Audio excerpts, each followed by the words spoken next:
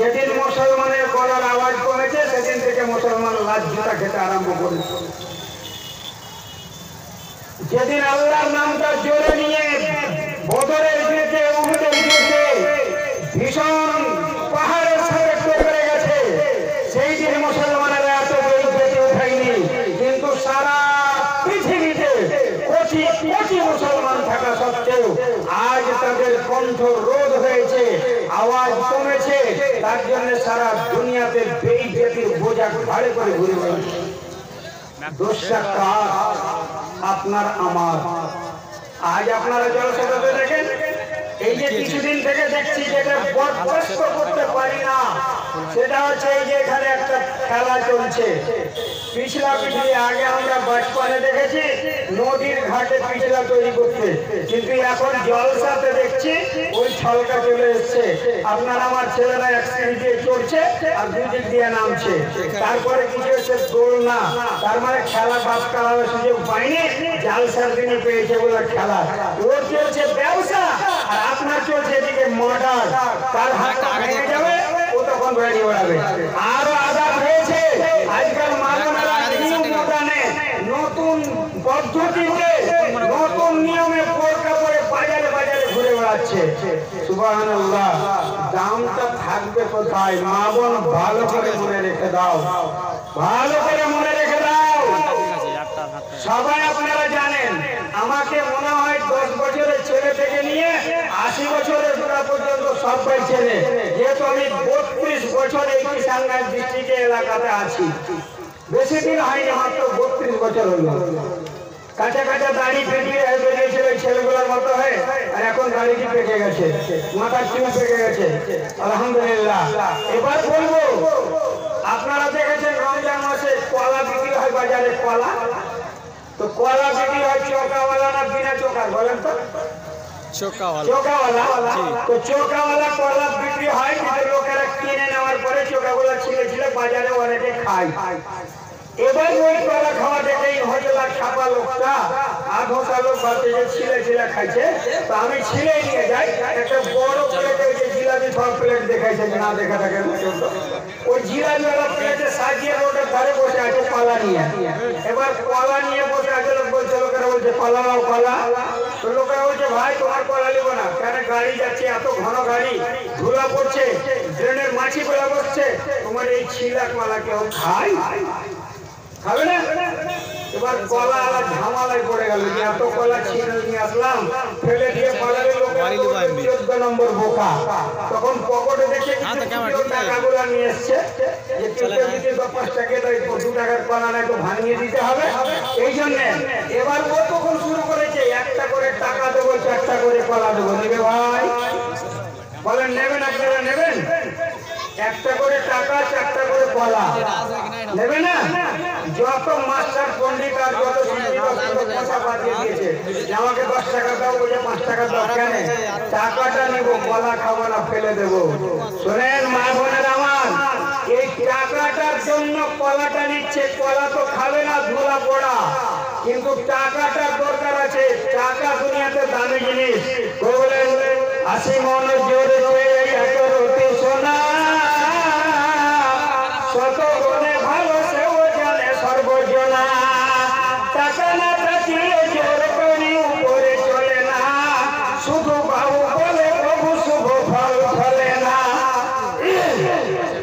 আগুন লাগায় থাকো যদি কোনো বনে, সে বনের বাবু হবে ধরো মনে মনে। সাপের শিশুরে যদি মেরে থাকো ভাই, সে সাপ হইতে ভয় করিবে সদাই। ভেমরম চাকে যদি ঘোঁচা দিয়ে থাকো, সে চাকের কাছে আর প্রভু যেও না কো। যখন কোন দেওয়ালে তুমি মারিবে কুঠার, নিকটে তাহার প্রভু থাকিও না আর। সাদের এই উপদেশে হে মানবগণ, রাখিবে স্মরণ সদা রাখিবে স্মরণ। বিনা টাকাতে কিছু হয় না। ও কলা বেচছে তো টাকা দিয়ে, লোকেরা টাকা নিয়ে কলা দেয়, কলা দিয়ে টাকা দিচ্ছে। কেন? চোখা ছিল বেকুফি করেছে। আজ যত মা বোনেরা দোকানে দোকানে ঘুরে বেড়াচ্ছে, ওর বাপকে জিজ্ঞাসা করেন, বয়স হয়ে গেছে 18 বছর, और মাকে জিজ্ঞাসা করেন 17-18 বছর বয়স হয়েছে বিয়ে হয় না বেটির, কেন হবে তো বেটির বিয়ে? কেন হবে? দোকানে দোকানে ঘুরে বেড়াবে, চোখা ছিলা বেটিকে কে বিয়ে করবে? এমন খ্যাপার বেটা খ্যাপা আছে, ওই জন্য এখন 3 লাখ 4 লাখ 5 লাখ টাকা দিয়ে একটা বেটি দেখতে হচ্ছে। আপনি চুল কাটছেন বেটির বাপ, আপনি মানে আপনার ব্যথা আছে, কিন্তু বেটির কোনো ব্যথা নাই, তার মানে অপরাধ আপনি করেছেন। আর অপরাধটা হলো এই যে আপনি বেটিকে ছেড়ে দিয়েছেন 17 বছরের বেটি, আপনার ইন্টারে পড়ছে, তারপরে আপনি ছেড়ে দিয়েছেন স্কুল কলেজে ঘুরে বেড়াবে। ওই ইজ্জত পাবে কোথায়? ইজ্জতটা হারিয়েছে কোরআন ছেড়ে দেওয়ার কারণে। আজকে জলসা এই মাদ্রাসা মিনহাজুল উলুম, যেখানে তারিকা শিক্ষা, মিনহাজ মানে হলো তারিকা, চলার পদ্ধতি, বলার পদ্ধতি, খাওয়ার নিয়ম, চলা বলা, খাওয়া পড়া সব কিছু আপনাকে আদব শিখিয়ে দেওয়া হবে এই জায়গাতে। এই মাদ্রাসার নাম রাখা হয়েছে মিনহাজুল উলুম। আজকের সব জালসাটার নাম দেওয়া হয়েছে আজমাতে কোরআন। অনেকেই বলে গেলেন, কোরআনের ফজিলত অনেক শুনলেন আপনারা, আমি আর বিশেষ করে বলার মতো কিছু রাখি না, কিন্তু তথাপি মূলখানা না বললে হবে না। আজমাত বলে দেওয়া হয়েছে, ফলটা দেখা হয়নি। গাছ লাগানো হয়েছে, গাছের ফল পাওয়া যায়নি। ফল দেখবেন চোখে আঙ্গুল দিয়ে ফলগুলো দেখিয়ে দেবে এক এক করে। সেটা কি? আল্লাহ তাবারক ওয়া তাআলার নবী জনাবে মুহাম্মদ রাসূলুল্লাহ বলুন সাল্লাল্লাহু আলাইহি সাল্লাম সর্বপ্রথম মদিনার মাটিতে একটা নতুন তরতাজা ছেলে, 14-15 বছর বয়স, আপনার বেটার মতো 26 বছরের বেটা নয়, 14-15 বছরের বয়স, ওই ছেলেটাকে পাঠালেন সেই প্রথম মোবাল্লেগ করে। আজ মদিনা ইউনিভার্সিটিতে 10 বছর পড়ে আসছে, 5 বছর পড়ে আসছে, তখন ওরা মাদানি বলে মোবাল্লেগ পাঠাচ্ছে ইন্ডিয়াতে। কিন্তু ওই ছেলেটা তখন বয়স কত? 10 থেকে 15-এর মধ্যে। তার নাম, সেই ছেলে মুসাইব বিন উমাইর, বিশাল প্রপার্টিওয়ালা লোকের ছেলে। কত প্রপার্টি, তার জিন্দেগি যদি বলতে যাওয়া যায় ঘন্টার পর ঘন্টা কেটে যাবে। কিষানগঞ্জের মাটিতে একটা কোনো মারওয়াল নাই যে এতখানি সম্পত্তি রাখে, যা মুসাইবের বাপের ছিল। বাজপানে ইসলাম কবুল করেছে, বাপ যখন জানতে পারলো, উলঙ্গ করে ছেলেটাকে বের করে দেওয়া হলো। ছোট্ট ছেলে, 5-7 বছরের ছেলে, পরনের কাপড় টেনে নেওয়া হলো, জামা কাপড় কেড়ে নেওয়া হলো। মায়ের ঘরে গিয়ে দাঁড়ালো, ওই ছেলেকে মায়ের খানা উঠে ঝুল টেনে দিয়ে দিল, কাপড়ের ঝুলগুলা পরে চলে গেল নবীর ঘরে। ওই ছেলে নবীর কাছে থাকে। এবং আরো একটা বড় কথা বলছি, মনে রাখবেন, নবীর চেহারার সাথে নবীর শেকেল সুরাতে মিল ছিল সেই সাহাবী, সেই ছিলেন মুসাইব বিন উমাইর। উহুদের ময়দানে যেদিন কাফেররা ঘোষণা করলো নবীকে কাতাল করে দিয়েছি, কাতাল করেছিল নবীকে নয়, মুসাইব বিন উমাইরকে কাতাল করে চেহারা নিয়েছিল বলে ভুল প্রকাশ করে দিয়েছে। সমস্ত মুসলমানেরা নার্ভাস হয়ে তরবারি ফেলে দেওয়ার মতো হয়ে গেছে। আর যুদ্ধ করে লাভ হবে না, নবীজি চলে গেলেন তাহলে কি হবে? কিন্তু না, আওয়াজ আসলে নবীজি জীবিত, মুসাইব বিন উমাইর মারা গেছে। সেই মুসাইব 14-15 বছর বয়সে মুবাল্লিগ হয়ে গেলেন মদিনার মাটিতে কোরআন শিক্ষা দেওয়ার জন্য। ওই ছেলে কোরআনের তালিম দিচ্ছে। আল্লাহ পাক এমন কোকিল কণ্ঠ সুর দিয়েছিলেন যে লোকেরা মোহিত হয়ে যেত, পাগল হয়ে যেত। সে আসআদ বিন জোরারা বলে একজন সাহাবী, সে আল্লাহকে ঈমান এনেছিল, আল্লাহর নবীকে বিশ্বাস করেছে, আল্লাহকে বিশ্বাস করে তার বাড়িতে জায়গা দিয়েছে, ওখান থেকে প্রচার করছে। 2 নেতা আউস বংশের, এক হলো মুআজ আর এক হলো সে আর এক নেতা। এরা দুজনে আপোষে গল্প করছে, একটা ছেলে এসেছে মক্কা থেকে, আর আমাদের মদিনাতে এইসব বোকা বেড়া লোকগুলাকে ঈমান কবুল করিয়ে দিচ্ছে। ঈমান করছে, কি করছে, বারবার করে দিচ্ছে, যাও বিশ্বাস করো। এবার যখন বলতে যাচ্ছে ওসাইদ বিন হুযাইর, মুআজ বলছে, দেখো ওই যে লোকটার বাড়িতে আছে ওটা আমার খালাতো ভাই, আসআদ বিন জোরারা। তা আমি এর জন্য যেতে চাইছি না, তুমি যাও ছেলেটাকে বের করে দাও। বলো যে আজকে বের হয়ে যাও, বলবো না। এবার যখন যাচ্ছে, কিছু লোক ওর সামনে আছে, ও দিনই কথা আলোচনা করছে। কে? মুসাইব বিন উমাইর। আসাদ বিন জোরারা বলছে মশাই এই যে লোক আছে দেখছো এই লোক ওসাইদ বিন হুযাইর আউস বংশের নেতা গ্রামের সর্দারি এলাকার সর্দার এ যদি ঈমান এনে নাই তাহলে আর কেউ রুখতে পারবে না সমস্ত লোকেরা হেদায়েতে চলে আসবে তুমি ওর সাথে সিঁড়ি বয়া তুমি ওর সাথে সুন্দরভাবে সুন্দর জবানে তাকে ইসলামী দাওয়াত দাও যেমন এই কথা বলা এবার ওসাইদ বিন হুযাইর তার একটা বল্লম হাতে করে এসে ওখানে পৌঁছেছে আর ধমক দিয়ে বলছে এ তুমি নওজওয়ান কোথা থেকে এসছো মক্কা থেকে তুমি আমাদের এই সোজা মাথার লোকগুলোকে বরবাদ করে দিলে তুমি আজকে বেরিয়ে যাও তোমাকে যদি জান পিয়ারা থাকে তুমি যদি বাঁচতে চাও তাহলে এই মদিনার মাটি ছেড়ে দাও না হলে তোমার হিসাব নিয়ে নেব তোমার জবাব আছে এই কথা যখন বললো ওসাইদ বিন হুযাইরের কথা শুনে মুসাইব বিন উমাইর বলছে ভাইজান আপনি একটু আমার কাছে বসবেন অনুরোধ করছি আপনাকে আপনি দয়া করে একটু বসেন খুব নরম জবানে গরমকে ঠান্ডা করতে হলে নরম হতে হবে আগুনকে নিভাতে হলে পানি দিতে হবে এবার ওকে বলছে দেখেন আপনি আমার কাছে একটু বসেন আর আমি কি বলছি কথাগুলো শোনেন যদি আপনাকে ভালো লাগে তাহলে কথাগুলো মানবেন আর যদি আপনাকে ভালো না লাগে ক্লিয়ার আমাকে বলে দেবেন এই কথা আমাকে ভালো লাগলো না আমি এবার আপনার এই মদিনার মাটি ছেড়ে চলে যাব জীবনে কোনোদিন আর আসবো না বলুন সুবহানাল্লাহ এবার আপনারাকে বলছি যতটি আলেম এখানে ওয়াজ করলেন কোরআন তেলাওয়াত শুনে একটু আগে খারাপ লেগেছে বলুন তো একটা লোককে কোন আল্লাহর বান্দা হাত তুলবেন খাবার বাটা খাপা আছেন কেউ হাত তুলবেন যে কোরআন মজা শুনে ওকে খারাপ লাগছে এরকম লোক আছেন কেউ একটা গায়ের মুসলিম থাকলেও হাত তুলবেন যেহেতু অত খারাপ লাগে না ওসাইদ বিন হুযাইর শুনতে শুনতে শুনতে কিছু কোরআন তেলাওয়াত করে শোনালেন কে মুসাইব বিন উমাইর এবার ওসাইদ বিন হুযাইর ওর মাথা কিন্তু পাক খেতে আরম্ভ করেছে শেষখানে উঠে বলছে দেখো ছেলে মানুষ তুমি তো ভালো কথা বললে তোমার কথা শোনা তো দরকার তো শুনলাম কিন্তু শোনার পরে তুমি তো খুব সুন্দর সুন্দর কথা বললে গো এই কথা তো মানুষের নয় এত দামি কথা কোনদিন শুনিনি তবে একটা বলো তো ইসলাম যদি আমি আনি কি করতে হবে দেখেন বদলে গেছে কোরআন এমন একটা অস্ত্র যার অন্তরে একবার টাচ করে গেল ওর কিন্তু কাম হয়ে গেল জগতে পাঠালেন মাওলা এই নমধুর কোরআন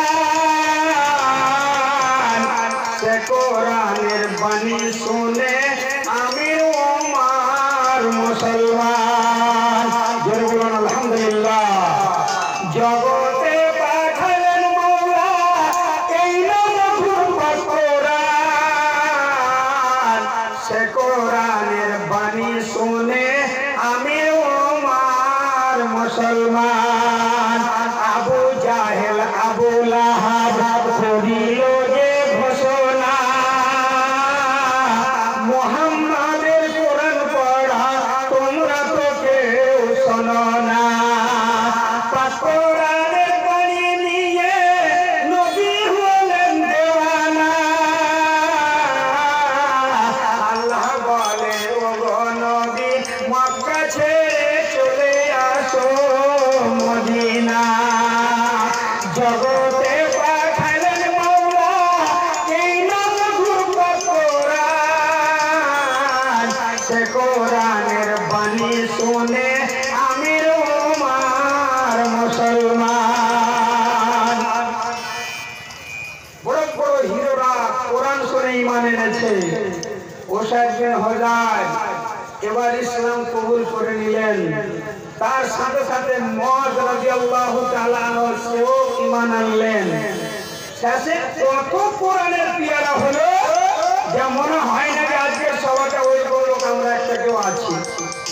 ওসাইকিন হোদার কোরআন তেলাওয়াত যে চালু করেন বুকের উপর রাখতেন, কোরআন সুরা যখন শুনতেন তখন বুকের উপর কোরআনটা রেখে বলতে এটা আল্লাহর কালাম, এটা আল্লাহর বাণী, এইরকম বলতেন। আর কোরআন তেলাওয়াত করতেন। তারিখে এসেছে, বলা হয়েছে যে আল্লাহ পাকের নবীর কাছে যেইভাবে কোরআন অবতরণ হয়েছে, নাজিল হয়েছে, ওই রকম এখানে বসে কোরআন তেলাওয়াত করতেন। বলুন সুবহানাল্লাহ। ভাইরা আমার, বন্ধুরা আমার, এক রাত্রের ঘটনা।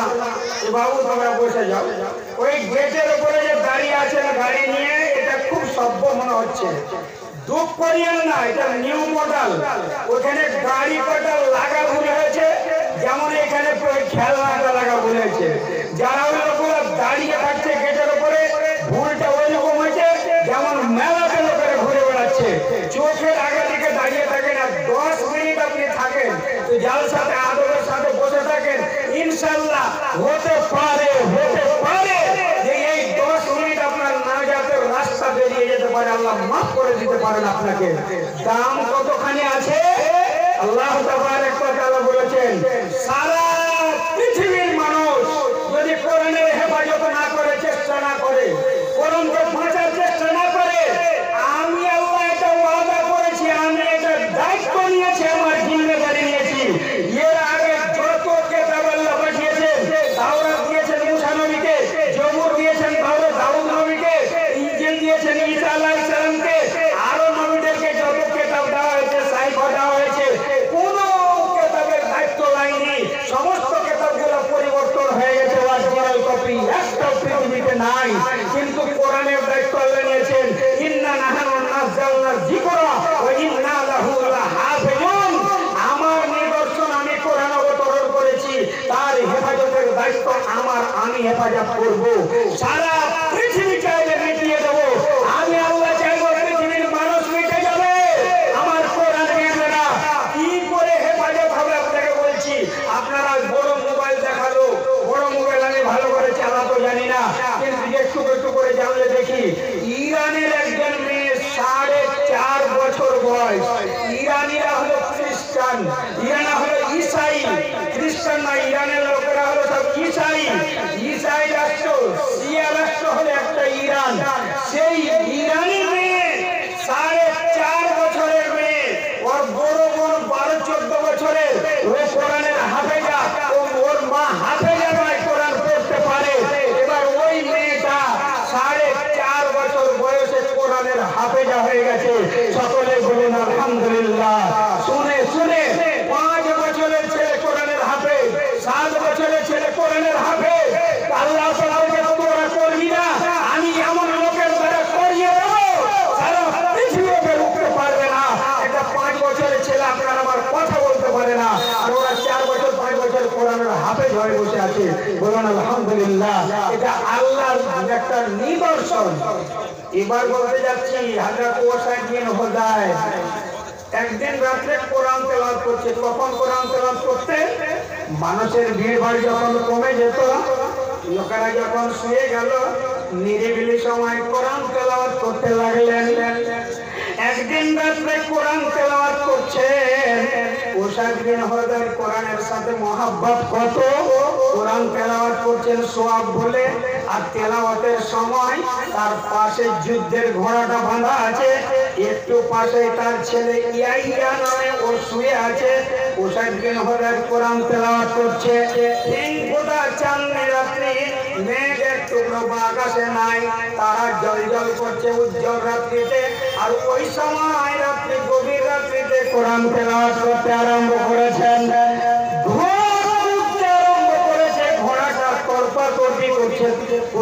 করতে আরম্ভ করেছে, কোরআন বন্ধ করে দিলেন। কোরআন তেলাওয়াত বন্ধ হলো, ঘোড়ার তর্ক বন্ধ হয়ে গেল, ঘোড়া আর কুদাকুদি করে না, ভিড়কে না। এবার আবার কোরআন তেলাওয়াত চালু করেছেন, আবার ঘোড়া পাক লাগিয়ে তরবিতে আরম্ভ করেছে। একবার, দুইবার, যখন 3 বার হয়ে গেল, হযরত ওয়াসাইদ হোদায় এবার কোরআন তেলাওয়াত বন্ধ করে দিলেন, আর নিজের ছেলে ইয়াহিয়াকে পাশ থেকে হটিয়ে নিলেন। ভয় হলো মনে, এই ঘোড়া যেভাবে কুদতেছে, ঘোড়া যেভাবে তড়পিতেছে, হতে পারে ছেলেটাকে রঙে দিলে ছেলেটাকে হয়তো মেরে দেবে, কুচলে দেবে। ওই ভয়ে যেমন হটিয়ে নিলেন, হঠাৎ আকাশের দিকে চোখ পড়লো, দেখছে যেন একটা মেঘের আবরের মতো হয়ে আছে, আকাশ ছেয়ে আছে, আর ওর মধ্যে এই লাইটের মতো হারকিলের জ্বলার মতো আলো ছুটছে। এই দেখে যখন বাইরে গিয়ে তাকায়, আস্তে আস্তে আস্তে উপর মনে উঠে চলে গেল, লাইট বন্ধ হয়ে গেল, আলো বন্ধ হয়ে গেল। পরদিন সকালে নবীর কাছে গিয়ে বলছেন, নবীজি আজকে রাতে আমি এই ঘটনা দেখে নিলাম, এইরকম জিনিস দেখলাম, মাঝেরা বুঝতে পারি না, অবস্থা কি জানতে পারছি না, কি হিসাব কি দেখলাম জানি না, আপনি দয়া করে বলুন। নবীজি বলছে, ওসাদ বিন হুদায়, তোমার কোরআন শোনার জন্য আল্লাহ তাবারক ওয়া তাআলা নূরের ফেরেশতা তোমার বাড়ির চতুর্দিকটা ঘিরেছিল, ওরা এসেছিল নূরের ফেরেশতা তোমার কোরআন শোনার জন্য। লাইট দেখেছো তুমি, ওগুলো সমস্ত আল্লাহর ফেরেশতা নূরের তৈরি। তুমি যদি কোরআন তেলাওয়াত বন্ধ না করতে, ওসাদ বিন হুদায়, সকাল পর্যন্ত তারা থাকতো, তোমার দেশের লোকেরা, তোমার গ্রামের মানুষেরা, টোলা পড়োশ সমস্ত লোকেরা চোখে ফেরেশতাকে দেখতে পেত। বলুন সুবহানাল্লাহ। এটা কিসের আজমান, কিসের ফাজিলত? কোরআনের ফাজিলত। কোরআন তেলাওয়াত শোনার জন্য আকাশ থেকে ফেরেশতা আসে, আর প্রতিটা জালসাতে আপনারা শুনে আছেন, যেখানে হাদিস কোরআনের আলোচনা হয়, নবীজি বলেছে আফাতুহুমুল মালাইকা, ফেরেশতারা ঘিরে থাকে, ওয়া গাশিয়াতুহুমুর রাহমা, আর আল্লাহর রহমত বর্ষণ হতে থাকে। কিন্তু আজ জলসাতের লোক দেখছি আল্লাহ, বিশাল প্যান্ডেল, লোকজন নাই, বাজারে মাশাআল্লাহ ভালো আছে। তো কথাটা হচ্ছে, যেদিন আমরা কোরআন ছেড়েছি, কোরআন ছেড়েছি, আল্লাহকে ভুলেছি, সেদিন থেকে আমাদের কচুকাটা চালু হয়েছে। অতএব বলবো যে আপনারা এই কোরআনের মর্যাদা দিতে শিখেন, ছেলেদেরকে শিক্ষা দেন। কথিত আছে, রাজার মাহাত্ম্য শুধু আপনার দেশে, বিদ্যানের মাহাত্ম্য স্বদেশে বিদেশে। যদি আপনার ছেলে একটা বিদ্বান হয়ে যায়, কোরআনী তালিম পেয়ে যায়, দ্বীনি তালিম ওর অন্তরে চলে আসে, তো সারা দেশের লোক চিনবে, সারা ওয়ার্ল্ডের লোক চিনবে। কিন্তু একটা বাদশাকে, রাজাকে নিজের দেশের লোকেরাই চিনে, একটা এমএলএ এমপিকে নিজের দেশের লোকেরাই চিনে, সারা ওয়ার্ল্ড চেনে না। বলতে পারবেন আমাদের ডাক্তার আজাদ সাহেবকে আরবের লোকেরা চিনে? যেটা আমার কিষানগঞ্জের এমপি চিনে না? চিনে না। ডাক্তার জাভেদ সাহেবকে চেনে না। জেলা পরিষদ ছিল ইসরাইল ভাই, এই বেলওয়ার মাটিতে, কিষানগঞ্জের লোক চিনত, ওকে মালদার লোকেরা তো চেনে না। কি করে চিনবে? এই জন্য বলেছে, রাজার মাহাত্ম্য শুধু আপনার দেশে, বিদ্যানের মাহাত্ম্য স্বদেশে বিদেশে। একটা করে যদি বলতে যাই, ভালো করে শুনে রাখেন, আপনারা দেখছেন সারা দুনিয়া জুড়ে, সারা দুনিয়াতে সুনাম ধন্য বিখ্যাত কিসের কারণে?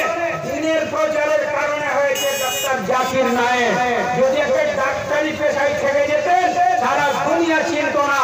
যেমন ডাক্তার মিজানুর রহমান আজহারি, যেমন দুনিয়া থেকে চলে গেলেন, মাওলানা শেখ নাসিরউদ্দিন আলবানী, তারপরে দেখেন মাওলানা শাফিউর রহমান মোবারকপুরী, সারা ওয়ার্ল্ড চিনে লোকগুলোকে, সারা দুনিয়াতে নাম কামিয়ে গেছেন।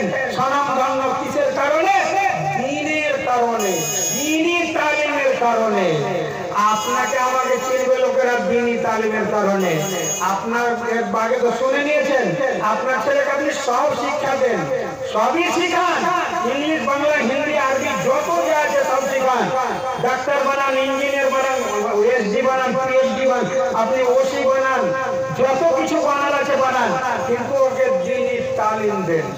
আপনাদের আমাদের কিষানগঞ্জ ডিস্ট্রিক্টের ডিস্ট্রিক্ট ম্যাজিস্ট্রেট ছিলেন, যাকে বলা হয় ডিএম, সে ছিলেন ফেরাক আহমেদ।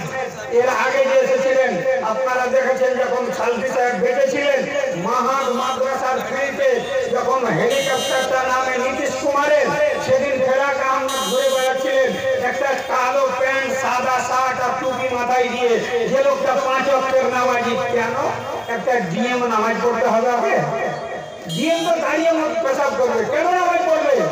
এই জন্য বলছে সে একজন আলেম, তার ভিতরে দিন দাঁড়িয়ে আছে। আপনার ছেলেকে যদি দিনই তালিম দেন, ও যত বড় নকরি করুক না কেন, ও একদিন না একদিন সৎ পথে আসবেই আসবে। আর যদি ওর ভিতরে দিন না ঢুকাতে পারেন, দিনই ঢুকাতে পারলেন না, ওকে তো বুনিয়াদি তালিম দিতে পারলেন না, তাহলে লাভ কি হবে? কোনো লাভ হবে না। ওই বললেন থাকো আর মান মনে পিতা হইবার, কবর জন্মে যেন দুষ্ট সন্তান কাহার। হযরত নূহের পক্ষে জন্মে কুসন্তান, হারাইয়া দিল সেই বংশের সম্মান। শুনো নাই ইসমাইল আদেশে পিতার, উদ্যত ছিলেন পিতে প্রাণী আপনার। সন্তান দুই রকমের। আজকে বড় একটা খুশি হলাম, এত খুশি হলাম যে খুশিটা ভাষায় প্রকাশ করার মতো নয়। যেমন আমার ভাইজান এখানে বসে আছেন, সভাপতি নাসির উদ্দিন সাহেব, উনি বড় আশা উম্মেদ, উনি আমাকে শোনাতে চাইলেন, ভাই আমার একটা ছেলে এবার মদিনা ইউনিভার্সিটিতে পড়তে যাওয়ার চান্স পেয়েছে।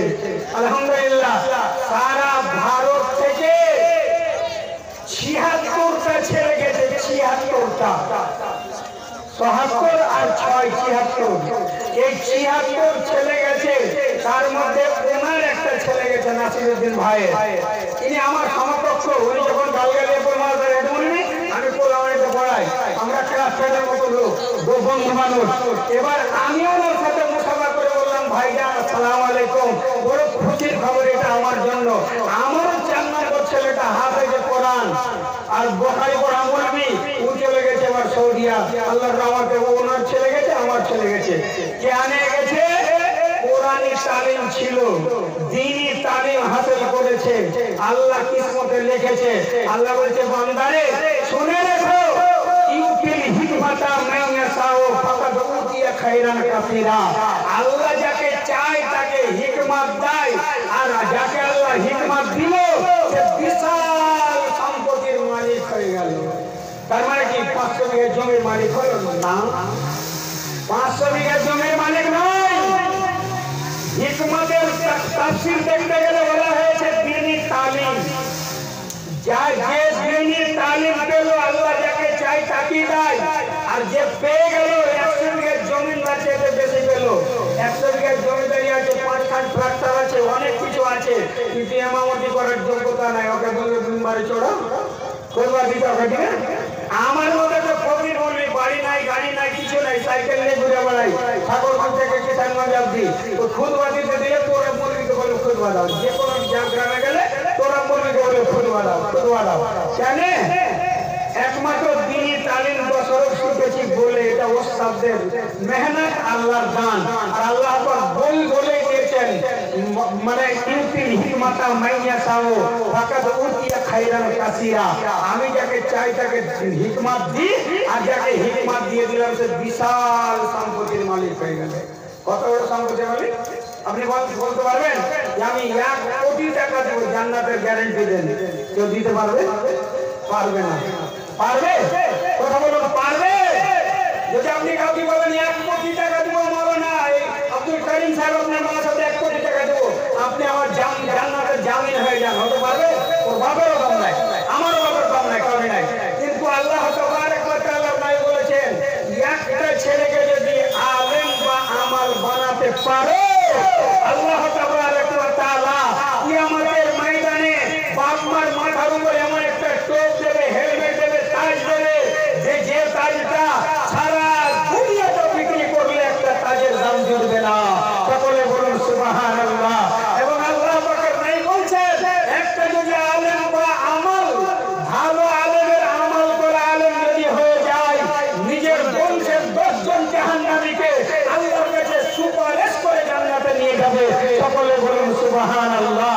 ওটা ছেলে তৈরি করেছেন, বাড়ি বাড়ি করেছে। এমন এমন লোক আছে, ছেলে সব দিকে বোকার পেটের গাদ্ধা বানিয়ে রেখেছে, আর বাপ নিজে কিছু পড়ালেখা করেনি, ছেলেকেও পড়তে দেয়নি।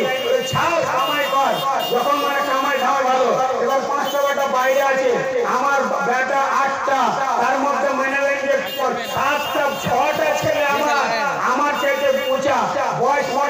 বা 15 থেকে নিয়ে 30 পর্যন্ত ওই ছেলেগুলো যদি টাওয়ারের কাজে যায় 10,000 করে টাকা মাসে দিলে আমার মতো মুরগিটা 5 দিনে বাড়ি গাড়ি সব করে নেবে। কিন্তু সেই দিকটা দেখিনি, করতে চাইনি, চেয়েছি ছেলেদের শিক্ষা দিতে।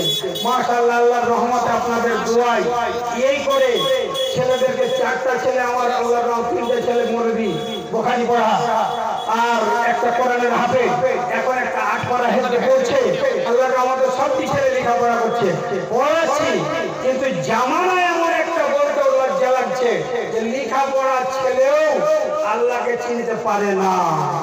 বড় আফসোস, 2000 সালের আগের মৌলভীগুলা আলাদা মডেলের, 2000 সালের পরের মৌলভীগুলা আলাদা মডেলের। বলতে গেলে নিজের গায়ে চট চট চট চট করে লাগছে, চোখা ছিঁড়ে যাওয়ার মতো লাগছে, কিন্তু না বলেও পারছি না। যেমন একটা কথিত আছে, মুঝে ये मंजूर नहीं मैं किसकी शिकायत करूं, बात ही से बात आती तो मैं भी क्या करूं। 2000 সালের পরের মৌলভী 80টা নামাজ পড়ে না। যদি মিথ্যা বলি আপনারা আমাকে বলবেন পরে। নামাজের পালন নয়, এটা জামানার গার্দাস্তি, এটা জামানাতে এমন হয়ে গেছে নামাজের পালন নয়। হাফেজ বলেন, মৌলভী বলেন, 2000 সালের আগের মৌলভীরা দেখেন ওরা আলাদা, এই দিকটা আলাদা। এমন একটা ফেতনার যুগে এসে পড়ে গেছি, বলার শেষ নাই। লজ্জা লাগে বলতে, কোরআনের হাফেজ নামাজের চোর, নামাজের পাবন নয়। এবার পাদ্রী তো বলল, মুনি সাহেব তোমরা যদি আলেমী নয় না পড়ো তো কে করে দিবে? তখন সুযোগটা বেরিয়ে যাচ্ছে। হিকমত আল্লাহ দিয়েছে, হিকমত কাজে লাগাই না। কিন্তু আপনাদের বলবো, ছেলেদের শিক্ষা দেন, এটা বাপের কসুর নয়, বাপের হক ছেলেদের উপরে আছে। ছেলেরা বাপ মাকে